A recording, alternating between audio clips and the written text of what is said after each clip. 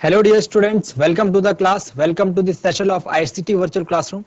ICT Virtual Classroom के इस session में आप सभी का स्वागत है। मेरा नाम है Rajesh Chamola, teacher science ICT Virtual Classroom Dehradun से। और इस क्लास में हम लोग डिस्कशन करने वाले हैं क्लास 11th की फिजिक्स के टॉपिक के ऊपर। अपनी पिछली क्लासेस में हम लोग समझ रहे थे एरर्स को यानी त्रुटियों को, और उसमें हमने देखा था निरपेक्ष त्रुटि, सापेक्षिक त्रुटि और इसके अलावा प्रतिशत त्रुटि, यानी कि हमने एब्सोल्यूट एरर, रिलेटिव एरर और परसेंटेज एरर को समझा था। आज की क्लास में हम लोग इस पर बेस्ड कुछ न्यूमेरिकल्स करेंगे, और यदि हमें लगा आपेक्षिक त्रुटि और निरपेक्ष त्रुटि और सापेक्ष त्रुटि को एक बार फिर से समझना, तो वो भी समझेंगे। ठीक है। इसके अलावा हम त्रुटियों का संयोजन यानी कॉम्बिनेशन ऑफ एरर्स देखेंगे। कॉम्बिनेशन ऑफ एरर्स में बच्चों, जब हम कोई राशि को मेजर करते हैं, कोई राशि का मेजरमेंट करते हैं एक्सपेरिमेंट के थ्रू, तो हमारा जो गोल होता है कि उस राशि का जो वास्तविक मान है उसके नजदीक से नजदीक का मान हमको मिले, है ना। द पॉसिबल वैल्यू होनी चाहिए जो हमारी, वो हम ये चाहते हैं कि वो नियरेस्ट वैल्यू हो उसके रियल वैल्यू के। ठीक है। तो इसके लिए अगर उसके सूत्र, अगर उसका कोई सूत्र है, अगर उसका कोई फॉर्मूला है, और उस फॉर्मूले में अगर वो डिराइव्ड क्वांटिटी है, डिराइव्ड मतलब अगर वो व्युत्पन्न भौतिक राशि है, तो वो एक से अधिक मूल राशियों पर निर्भर होगी, है ना। तो हमको उन मूल राशियों को कैलकुलेट करना पड़ेगा। अब यहाँ पर होगा ये, अगर हमारी त्रुटि आ गई मूल राशियों को कैलकुलेट करने में, तो जब हम फाइनल कैलकुलेशन करेंगे जिस भौतिक राशि को हम फाइंड आउट कर रहे हैं, जो व्युत्पन्न भौतिक राशि है, तो उसमें वो एरर और बढ़ जाएगी, उसमें एरर जुड़ जाएगी। ठीक है, समझ रहे हो। तो हम लोग इसे हम त्रुटियों के संयोजन यानी कॉम्बिनेशन इन एरर्स के नाम से जानते हैं। अभी तो हम फिलहाल निरपेक्ष त्रुटि, सापेक्ष त्रुटि और प्रतिशत त्रुटि को समझते हैं। और मैं उम्मीद करता हूँ डियर स्टूडेंट्स कि आप सबके सब फिट, फाइन और हेल्दी होंगे और बिल्कुल रेडी होंगे क्लास के लिए। आगे की बातों को सीखने समझने के लिए हम लोग चलते हैं स्मार्ट बोर्ड की स्क्रीन पर। चलिए, तो हम त्रुटियों को समझ रहे हैं आज। ठीक है। और इसमें हमने एक क्वेश्चन अपनी पिछली क्लास में करा था, और एक क्वेश्चन को हम लोग आज फिर करते हैं। ठीक है। चलिए,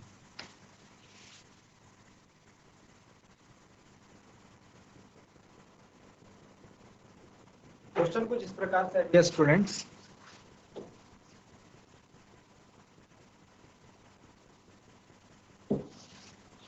क्वेश्चन है, हम लोग क्या कर रहे हैं, एक सरल लोलक का दोलन काल हम लोग फाइंड आउट कर रहे हैं।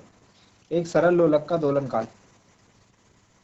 अब हमने क्या करा, हमने जो प्रैक्टिकल करा उसमें जो माप हमारे आए, जो मेजरमेंट्स हमारी आई क्वेश्चन, वो values I 2.63 second, 2.56 second, 2.42 seconds, 2.71 seconds and 2.80 seconds। हमने जो वैल्यूज नोट करी वो आई 2.63 second, 2.56 second, 2.42 second, 2.71 second and 2.80 second. ठीक है। इसमें जो हमारी वैल्यूज हैं A1, A2, A3, A4, A5। A1 की वैल्यू है 2.63 सेकेंड्स, 2.56 सेकेंड्स, 2.71 सेकेंड्स, 2.80 सेकेंड। ये हमने नोट डाउन कर लिया, इनको A1, A2, A3 ले लिया, अपने परीक्षण ले लिया।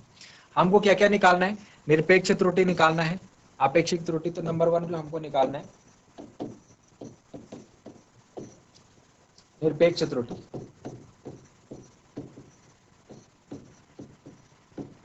यानी एब्सोल्यूट एरर।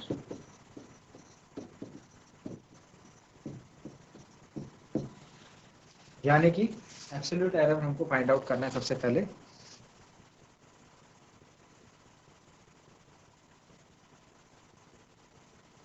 एब्सोल्यूट एरर में देखिए, अपनी पिछली क्लास में हमने क्या डिस्कस करा था, एब्सोल्यूट एरर किसको बोलेंगे,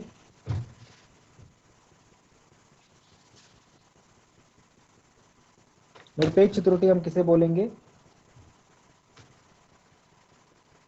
जब हम इसका वास्तविक मान के साथ इसका अंतर देखेंगे, वो इसकी निरपेक्ष त्रुटि होगी, है ना।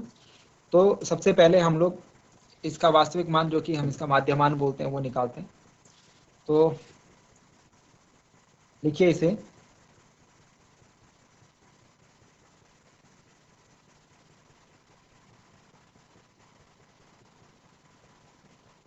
औसत दोलनकाल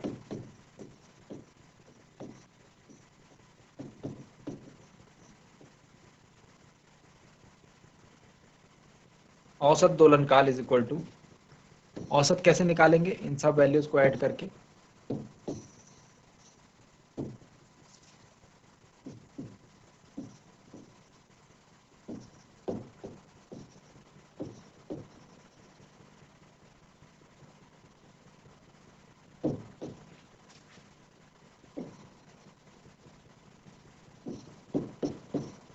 प्लस 2.71 प्लस 2.80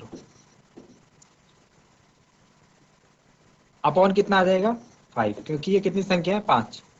जब आप इसे सॉल्व करेंगे, जब आप इनको जोड़ेंगे और उसके बाद इसे सॉल्व करेंगे, तो आपका जो आंसर आएगा ये आएगा 13.12 अपॉन 5। जब इसे आप इसको डिवाइड करेंगे तो आएगा 2.624 सेकेंड। ठीक है। अब आप क्या करेंगे? देखो, ध्यान देखो, हमने क्या करा है जो वैल्यू है हमारी, वो दशमलव के बाद 2 अंकों तक है, दशमलव के बाद 2 अंकों तक है। तो जो हमें औसत दोलनकाल निकाल रहे हैं, इसे भी हम दशमलव के बाद 2 अंकों तक लेंगे। तो इसे हम लेंगे 2.62 सेकेंड। ठीक है। लास्ट वाला 4 ये 5 से छोटा है, तो ये अपरिवर्तित रहेगा। अगर 5 से बड़ा होता तो 2.63 हो जाता है। ठीक है, समझ में आ रही है बात? चलिए, अब हमको क्या करना है?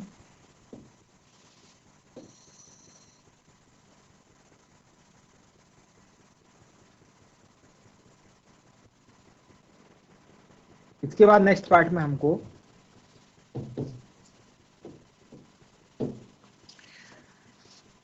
सभी त्रुटियों के सभी निरपेक्ष त्रुटियां निकालनी है, सभी। ठीक है। तो निरपेक्ष त्रुटि डेल्टा ए से हम डिनोट करते थे, तो डेल्टा A1 कैसे निकलेगा? A1 में से ये वैल्यू घटा देनी है। ठीक है, A1 में से ये वैल्यू घटा देनी है।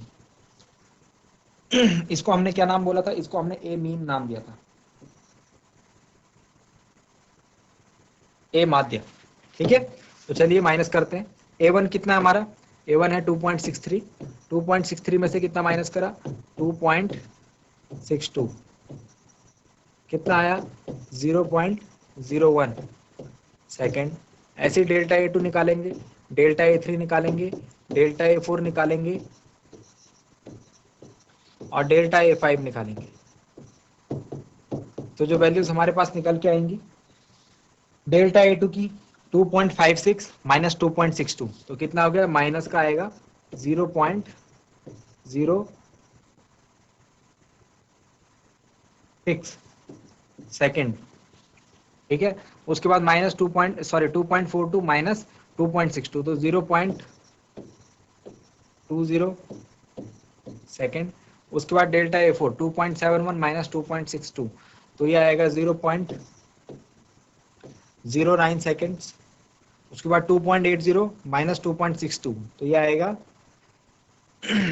0.18 सेकेंड्स। ठीक हो गया। तो delta A1, delta A2, delta A3, delta A4, delta A5 हमने निकाल दिया। ठीक, ये हमारी निरपेक्ष त्रुटियां हैं। तो जो हमारा निरपेक्ष त्रुटि होगी फाइनल, वो हम कैसे निकालेंगे? इन सभी का माध्य। तो निरपेक्ष त्रुटि, जिसको हम डेल्टा ए मीन के नाम से संबोधित करेंगे, डेल्टा ए मीन, उसमें हम क्या करेंगे? इन सभी का माध्य करेंगे, है ना। कैसे लिखते थे उसको? Sigma A delta A I, sorry, sigma I is equal to 1 to 5 delta A I upon N. ठीक है, अपॉन एन। चलिए, तो यहाँ पर आप एन मतलब नंबर ऑफ कितने संख्या हैं, तो आप इनको सबको ऐड करके, इन सबको ऐड करके और उसके बाद इसे 5 से डिवाइड कर देंगे, तो ये आएगा 0.11 second. You will get 0.11 second,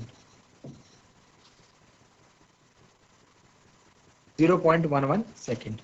ठीक है, तो डेल्टा ए मीन की जो वैल्यू आई है 0.11 सेकेंड।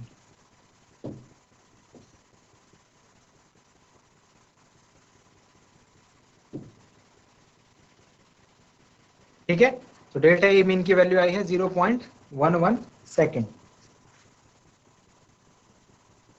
तो क्या कहने का मतलब है, इसका जो दोलन काल होगा, इसका जो दोलन काल होगा वो कितना हो सकता है, 2.62 सेकेंड जो है। दोलन काल को हम कैसे लिखते हैं, देखो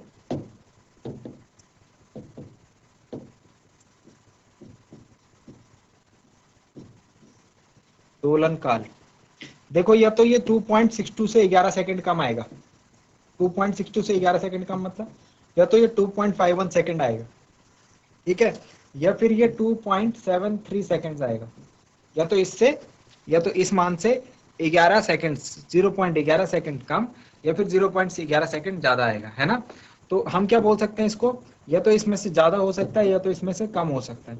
तो हम इसको कैसे लिखते हैं, देखो हम इसको लिखते हैं 2.62 प्लस भी हो सकता है इसमें और माइनस भी हो सकता है, 0.11 सेकेंड। ये हमारा आंसर है, ये क्या है हमारा आंसर, ठीक हो गया। चलिए, तो इस प्रकार से हम लोग जो है फाइनल दोलन का निकाल सकते हैं, मतलब वास्तविक जो वैल्यू है वो ये है, ठीक है, बट इसमें 0.11 सेकेंड ऊपर नीचे हो सकता है, ये इसकी त्रुटि है। ठीक है, तो त्रुटि क्यों आती है ये बात आपको पता है।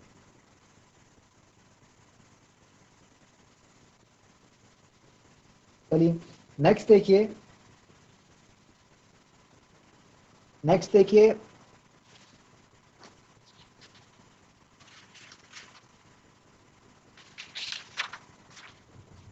आपेक्षिक त्रुटि। ठीक है, नेक्स्ट हम निकालेंगे इसमें आपेक्षिक त्रुटि।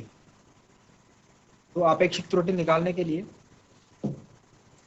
सेकंड पार्ट,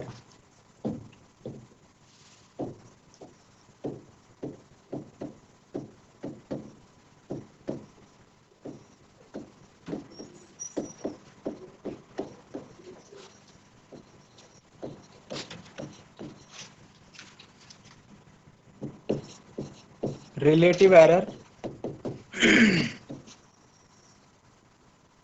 रिलेटिव एरर में देखिए हमको क्या करना है, रिलेटिव एरर का जो फॉर्मूला आपको बताया था वो ये था कि आपको क्या करना है, जो हमारे पास मान आया है कौन सा, जो हमने एक तो डेल्टा ए मीन निकाला है ना, जो निरपेक्ष मान निकाला है, ठीक है, और उसके बाद जो हमारे पास वास्तविक मान है उसका जो अनुपात है, ये देखो delta A mean upon A mean, ये जो अनुपात है इसको ये निरपेक्ष त्रुटि कहते हैं। तो कितना आएगा, डेल्टा ए मीन हमारा आया था शायद 0.11 सेकेंड और ए मीन हमारे पास आया था 2.62 सेकेंड्स। आई मैं इसको राउंड ऑफ नहीं कर रहा हूँ, दशमलव के बाद दो ही संख्या मैंने रखी हुई है, तो उसमें ही क्वेश्चन को सॉल्व कर रहे हैं हम, ठीक है।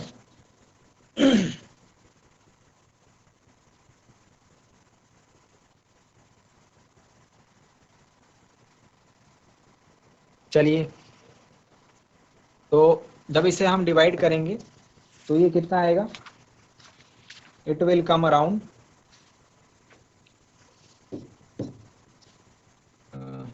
11/262, ठीक है। तो 11/262 जब हम करेंगे it will come 11 divided 262, it will come 0.04 something, 4198। ये आई हमारी आपेक्षिक त्रुटि, ठीक है, आपेक्षिक त्रुटि आई हमारी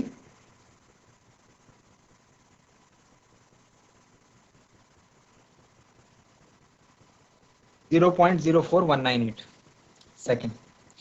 और उसके बाद लास्ट वन इज प्रतिशत त्रुटि। तो अपेक्षित त्रुटि और प्रतिशत त्रुटि में आपको पता है बस इतना सा ही अंतर होता है।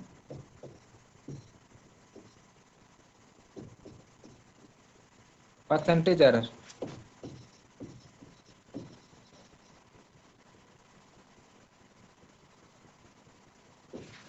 परसेंटेज एरर, परसेंटेज एरर को देखिए, हम क्या करते हैं, जो अपेक्षित त्रुटि है उसमें बस हम 100 से मल्टीप्लाई कर देते हैं। मतलब delta A mean upon A mean multiply 100%, so it will become 11/262 into 100%। यानी इसको आप ऐसे बोलिए कि ये 0.04 आया था ना ऊपर, तो ये बन जाएगा आपका 4% के आसपास। 4.198 को हम 4.2 लिख लेते हैं, 4.2%। ठीक हो गया। तो इस टाइप से आपको त्रुटि से संबंधित क्वेश्चंस को करना है, इस टाइप से आपको त्रुटि से संबंधित क्वेश्चंस को करना है। अब नेक्स्ट केस में हम क्या देखेंगे कि त्रुटियों का संयोजन किस प्रकार से होता है। सॉरी, त्रुटियों का संयोजन, नेक्स्ट हेडिंग डालिए, त्रुटियों का संयोजन।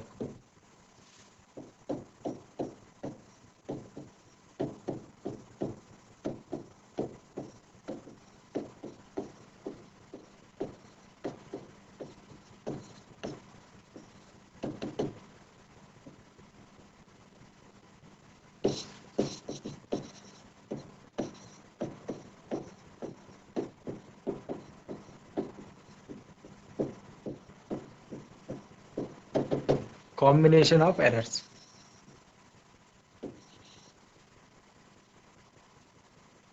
त्रुटियों के संयोजन में आप इस चीज को ऐसे समझिए कि त्रुटियों का संयोजन क्या होता है, जब सपोज हम किसी वस्तु का घनत्व कैलकुलेट कर रहे हैं, डेंसिटी, तो घनत्व बराबर होता है द्रव्यमान बटे आयतन, घनत्व बराबर द्रव्यमान बटे आयतन। ठीक हो गया। अब घनत्व में आप देखिए, घनत्व अगर आपको कैलकुलेट करना है, घनत्व अगर आपको फाइंड आउट करना है, तो उसके लिए आप क्या करेंगे, द्रव्यमान वस्तु का पता होना चाहिए और वस्तु का आयतन पता होना चाहिए, उसको आप डिवाइड करेंगे। लेकिन सपोज ऐसा हो सकता है कि वस्तु का आयतन मेजर करते हुए, वस्तु का आयतन निकालते वक्त आपके साथ कोई उसमें त्रुटि रही हो स्टार्टिंग के मान में, और जब आप उसे आयतन के लिए भी, क्योंकि हमें सूत्र लगाना पड़ता है ए क्यूब,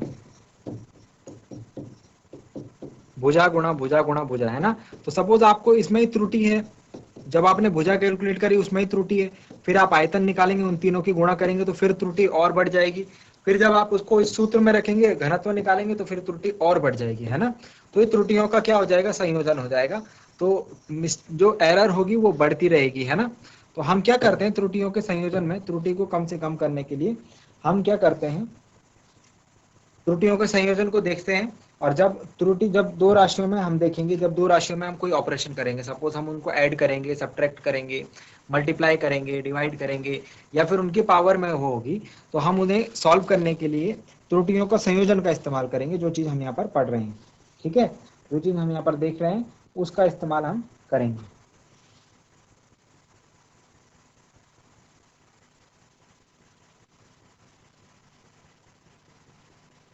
ओके, सो नेक्स्ट हमको क्या लिखना है अब, त्रुटियों का संयोजन। इसमें आप लिखिए, त्रुटियों के संयोजन में लिखिए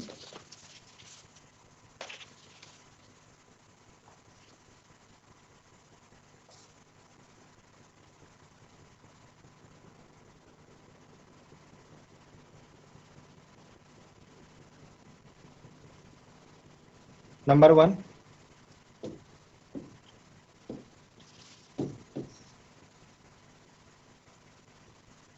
किसी संकलन या व्यवकलन की त्रुटि।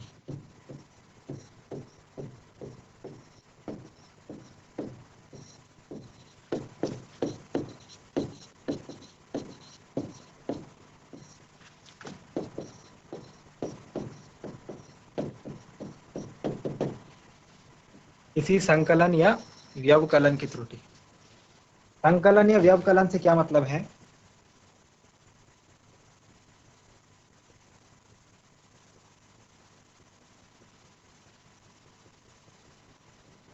संकलन या व्यवकलन से मतलब है एडिशन या सब्सट्रैक्शन का। ओके, तो लिखिए इसमें कॉम्बिनेशन ऑफ एरर, इसमें लिखेंगे एरर ऑफ सम और डिफरेंस। एरर ऑफ अ सम और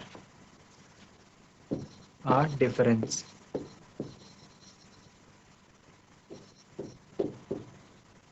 error of a sum or a difference।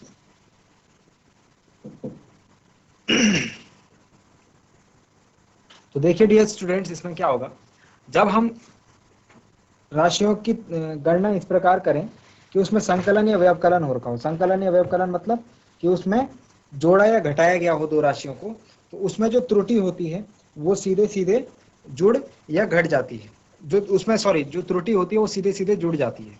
ठीक है, इस बात को ऐसे ध्यान रखेंगे। ठीक है, तो इसको हम अधिकतम संभावित त्रुटि जो है,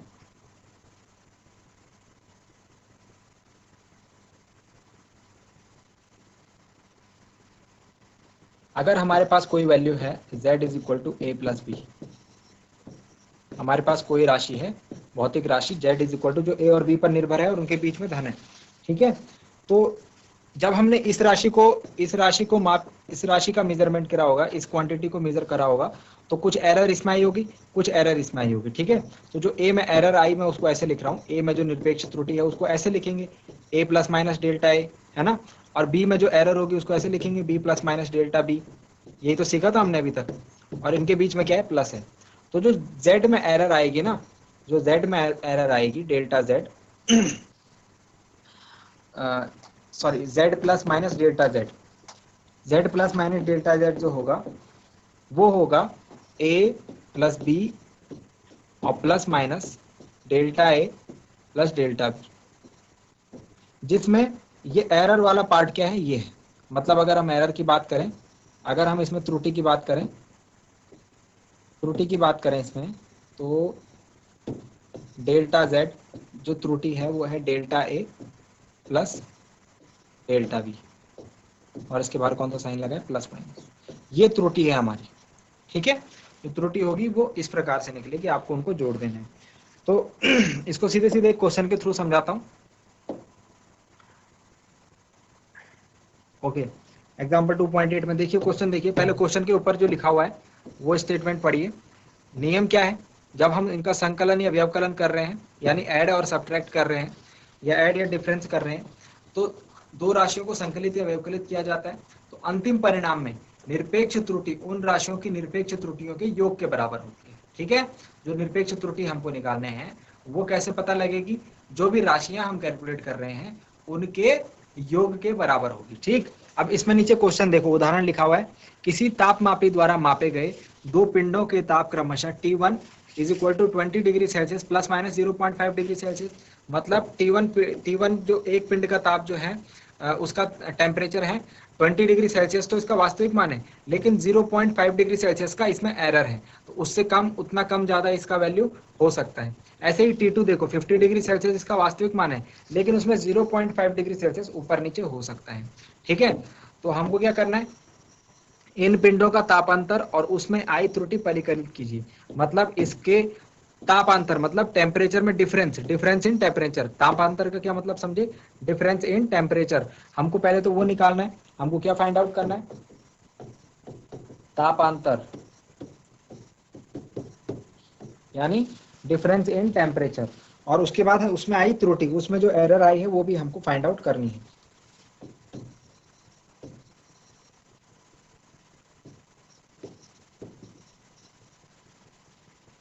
टेम्परेचर डिफरेंस निकालना है और एरर को भी हमको बताना है। ठीक है, अब कैसे सॉल्यूशन होगा इसका देखिए। सॉल्यूशन करने के लिए हम लोग क्या करेंगे, हमारे पास दो राशि है, T1 इज इक्वल टू कितना है और T2 इज इक्वल टू कितना है। तो T1 की जो वैल्यू है वो है 20 degree Celsius plus minus 0.5 degree Celsius, और T2 कितना है 50 degree Celsius plus minus 0.5 degree Celsius. ठीक है, मैंने आपको बताया था z कैसे निकलेगा, z plus minus delta z कैसे निकलेगा, z plus minus delta z, इन दोनों को ऐड कर देंगे तो कैसे निकलेगा 20 degree Celsius plus 50 degree Celsius, और प्लस माइनस एरर कैसे निकलेगी, इन दोनों की एरर को जोड़ देंगे। अभी क्या पढ़ा था कि एरर क्या कर देनी है, जोड़ देनी है, जो त्रुटि होगी उसमें वो उनके योग के बराबर होगी, है ना, डेल्टा 5 डिग्री सेल्सियस। ठीक हो गया। तो जो इनका अंतर होगा, जो इनका अंतर होगा वो कैसे निकलेगा, T2 माइनस T1 निकालने के लिए हम लोग इस प्रकार से निकालेंगे उसे, अभी जो चीज बताई थी उसको ही अप्लाई करना है। ठीक है, तो ओके, अंतर हम निकाल रहे हैं, अंतर सॉरी, अंतर के लिए हम लोग क्या करेंगे, अंतर मतलब माइनस, तो ये तो माइनस होगा, बड़ी वैल्यू में से छोटी वैल्यू माइनस होगी। ओके, एक मिनट रुक जाइए, T2 माइनस T1 होगा, T2 मतलब T2 बड़ा है ना, 50 डिग्री सेल्सियस बड़ा है। ओके, सो इसको हम ऐसे लिख लेते हैं 50 degree Celsius minus 20 degree Celsius, ये तो डिफरेंस हो गया। प्लस माइनस त्रुटि कैसे निकलेगी, तो त्रुटि में हमने क्या पढ़ा है, त्रुटियों जो उन राशियों की निरपेक्ष त्रुटियों के योग के बराबर, तो T1 और T2 की निरपेक्ष त्रुटि क्या है ये, तो इसके योग के बराबर त्रुटि इसमें होगी। ठीक हो गया, इतनी बात समझ में आ गई।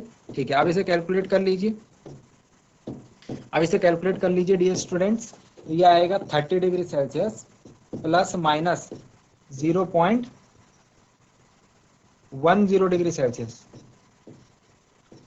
30 degree Celsius plus 0.1 degree Celsius, sorry 1.0 degree Celsius. ठीक हो गया, तो मतलब कि इसको हम ऐसे लिख सकते हैं T2 minus T1 is equal to 30 degree Celsius plus minus 1 degree Celsius, मतलब 30 डिग्री सेल्सियस तो उसका वास्तविक मान है, लेकिन उसमें 1 डिग्री सेल्सियस ऊपर नीचे वो चल सकता है। ठीक है, तो ये त्रुटि है, इसमें आई बात समझ में। तो इसमें जो त्रुटि है, हमारे पास क्वेश्चन क्या था, तापांतर हमने निकाल दिया और उसमें त्रुटि कितनी आई 1 डिग्री सेल्सियस की। ओके, तो हमारा क्वेश्चन ही कंप्लीट हो चुका है। ठीक है डियर स्टूडेंट्स, तो क्वेश्चन इसके ज्यादा मुश्किल नहीं होंगे, क्वेश्चन इसके आसान होंगे, आपको बस जो है आपको याद रखना है कि कब मुझे कौन सा फॉर्मूला लगाना है। इसके बाद हम जो नेक्स्ट क्लास है उसमें 3-4 टाइप को और डिस्कस करेंगे।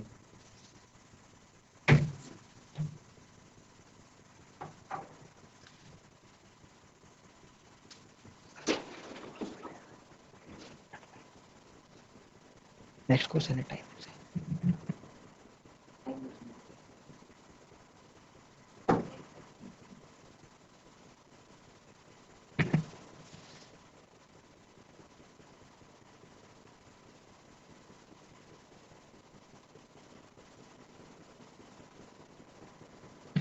तो डियर स्टूडेंट्स, आपने देखा कि जो त्रुटियों का संयोजन है वो किस किस प्रकार से हो सकता है, उनके संकलन और व्यवकलन में हो सकता है। अब नेक्स्ट टाइप में क्या होगा, नेक्स्ट टाइप में जब गुणा या भाग करेंगे, तो गुणा या भाग में आप देखना कि जब हम दो राशियों की गुणा करते हैं तो, और जब उन्हें भाग करते हैं तो उसका मतलब वास्तव में एक ही होता है ना। जैसे मतलब मैं बोलूं कि दो राशियों को आप 2 से भाग कर दो या फिर उसकी 1/2 से गुणा कर दो, है ना। तो मतलब आप समझ रहे हो कि जैसे सपोज 10 को मैंने 2 से भाग करा तो 5 आया, लेकिन 10 को मैंने 1/2 से गुणा करा तो भी, 10 को मैंने 2 से डिवाइड करा तो 5 आएगा, लेकिन 10 की गुणा में मल्टीप्लाई करूंगा 1/2 से तो भी 5 आएगा, है ना। तो जब मल्टीप्लाई या डिवीजन की बात करी जाए तो आप मल्टीप्लाई वाला काम सीख लो और डिवाइड वाला जो है वो सेम टू सेम मल्टीप्लाई के जैसा होगा, ये मेरा कहने का मतलब है। आपको उसके लिए फिर ज्यादा मेहनत नहीं करनी पड़ेगी। तो अगर गुणा या भाग की हम बात करें, गुणा या भाग में जब दो राशियों का गुणा या भाग करेंगे तो जो हमारे पास रिजल्ट आएगा उसमें जो आपेक्षिक त्रुटि होगी, उन जो जिन संख्याओं की या फिर जिन राशियों की गुणा हो रही है उनके आपेक्षिक त्रुटियों का योग होगी। ठीक है, उनकी आपेक्षिक त्रुटियों का योग होगी, जैसे ये रहा। यहाँ पर क्या बात बोली गई है, किसका योग होगी, आपेक्षिक त्रुटियों का। पीछे क्या बात बोली गई थी, निरपेक्ष त्रुटियों का। तो इसको बात समझना, यहाँ पर क्या होगा, जब दो राशियों को गुणा या भाग किया जाता है तो प्राप्त परिणाम में आपेक्षिक त्रुटि, ठीक है, उन गुणकों अथवा भाजकों में आपेक्षिक त्रुटियों का योग होता है। निरपेक्ष त्रुटि नहीं बोला है, आपेक्षिक त्रुटि बोला है। निरपेक्ष त्रुटि में हमने क्या करा, निरपेक्ष त्रुटि में हमने निरपेक्ष त्रुटियों का योग, यहाँ पर इस चीज में आप लोग थोड़ा ध्यान रखना, थोड़ा आपको केयरफुल रहने की जरूरत है। अब जैसे यहाँ पर हमारे पास एक रिलेशन दिया हुआ है R is equal to V upon I, तो इसमें क्या हो रहा है, R को हम कैसे निकालेंगे, V और I के भाग करके, है ना, V और I को डिवाइड करके, V मतलब वोल्टेज और I मतलब विद्युत धारा। अब हमें V और I के मान भी दे रखे हैं, V का मान ये रहा, उसमें इतना एरर है, और I का मान ये रहा, उसमें इतना एरर है, ठीक है। अब हमको R के मान में प्रतिशत त्रुटि निकालनी है, यानी विद्युत प्रतिरोध के मान में अब कितनी प्रतिशत त्रुटि आएगी, ये हमको फाइंड आउट करना है। चलिए करते हैं इसको सॉल्व, सॉल्यूशन डालिए।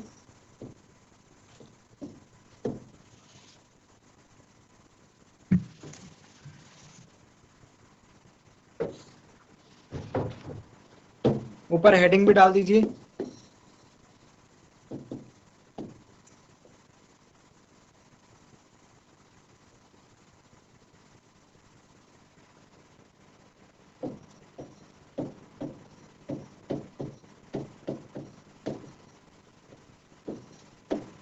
गुणनफल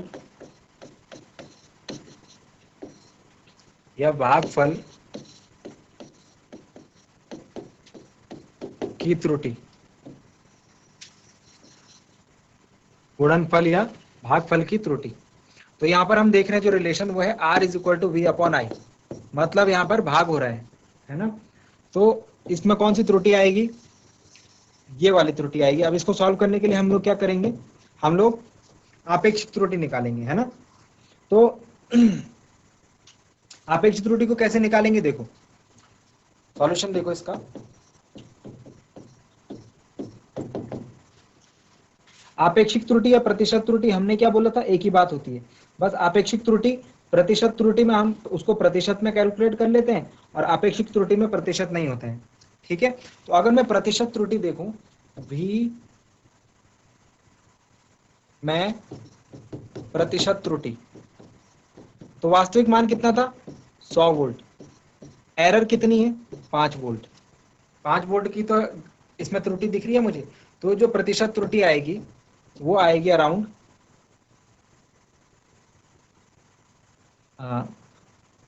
0.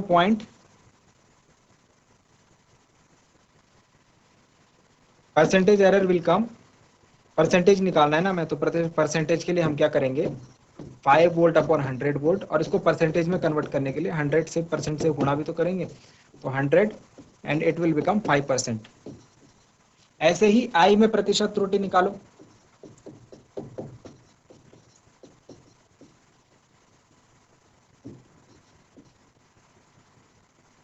तो I 0.2 अपॉन 10 इंटू 100%, तो इट विल बिकम लगभग 2% की एरर। 2% की एरर किस में है, I में, ठीक है, यानी विद्युत धारा में, और 5% की एरर किस में है, V में।